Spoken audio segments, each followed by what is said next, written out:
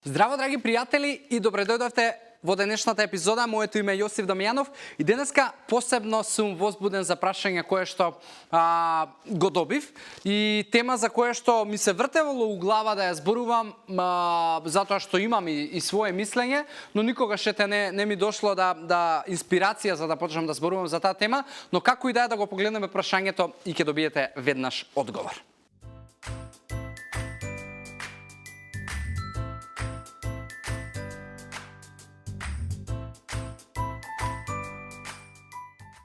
Магдалена, фала ти многу за прашањето. Супер прашање, супер период, затоа што е време на диети, време на менување на исхраната, затоа што е лето, луѓето ќе се соблечеме, ќе отидеме на плажа и така натаму. И хроноисхрана е мощно популарен, како што кажа, начин на исхрана во моментов. И тоа се, мислам, ние луѓето секогаш имаме има ери на начини на исхрана кои што ги практикуваме и ери на најразлични производи кои што се хит во одреден момент и имаат можеби одреден тренд, како што може би била UN диета, како што може би биле некои други диети, Жан Митрев диета, апчиња за слабење, хроноисхрана и така натаму. И повеќето од луѓето секогаш се ентузијасти дека практично го откриле магичното стапче и откриле начинот на исхрана кој што го неверојатниот начин на исхрана кој што дава резултати. Но што е вистината? Вистината е дека, што и јас да мислам, прва работа, ја не сум никој за да ви кажа мислење што вие да правите и како да живеете, и како да изгледате, и како да се храните, и колку да вежбате и така натаму.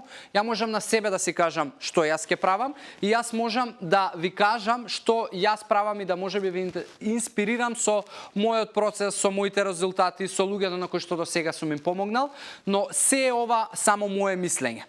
Као што секој од нас има мислење. И моето мислење е базирано на моето искуство, на мојата работа и на тоа што јас сум го стекнал како едукација и нормално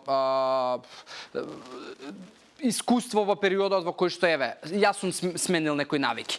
Сега, хроноисхраната дава резултати, како и секоја друга диета и начин на исхрана. Она што е моje мислење дека јас никогаш не би ја правил. Тоа не значи дека ти не би требало да ја правиш. Затоа што прва работа не ми е логично да постои процес на исклучување на шеќерите од исхраната и да нема воопшто овоше во исхраната. По мене е тоа тотална лудост. Затоа што немање на овоше во исхраната, макар и да е една недела, а не да зборуваме за месец дена да немате вие воопшто овоше во исхраната, значи исклучување на многу фитоелементи, значи исклучување или намален внес на многу витамини, минерали и растителни влакна. Може би некој од вас успева да ги снабди тие микронутриенти кои што се исклучени од исхраната, но се сомневам. Втора работа, по мене е лудост да почетокот на денот се почнува со сувомеснато. Како и да е, било кој дел од денот да јадете сувомеснато, можам да ви потпишам дека е тотално нездраво. Затоа што сувомеснатото, па макар и да е тоа скапата, пршута и не знам што и да е, самото по себе во својот состав има нитрати, нитрити кои што се итекако меѓу топ 3 причинители за канцери на дебели црева и така натаму. Трета работа е тоа што мислам дека јас би немал време да посветувам толку да готвам и да спремам и да внимавам и да се припремам за мојот ден за да можеби го следам тој начин на исхрана.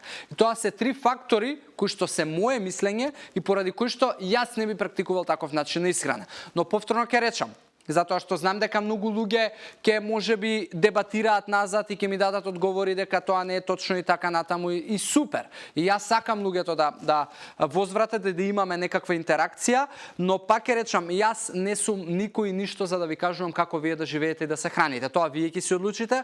Ова е само моје мислење базирано врз основа на тоа што јас правам и што јас не правам и што на другите луѓе им пренесувам како моје знаење и како им помагам.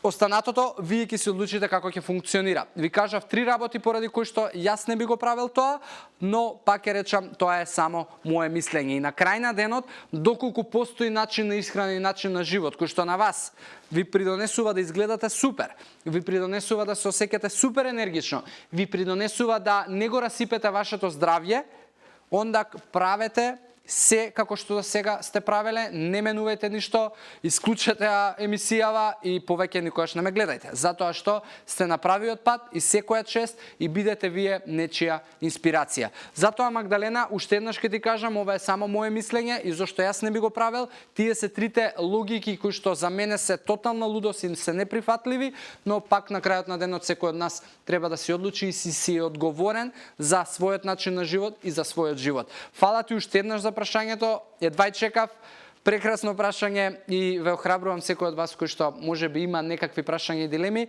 аз ќе Јосиф или приватна порака и ќе бидам тука да ви дадам одговор.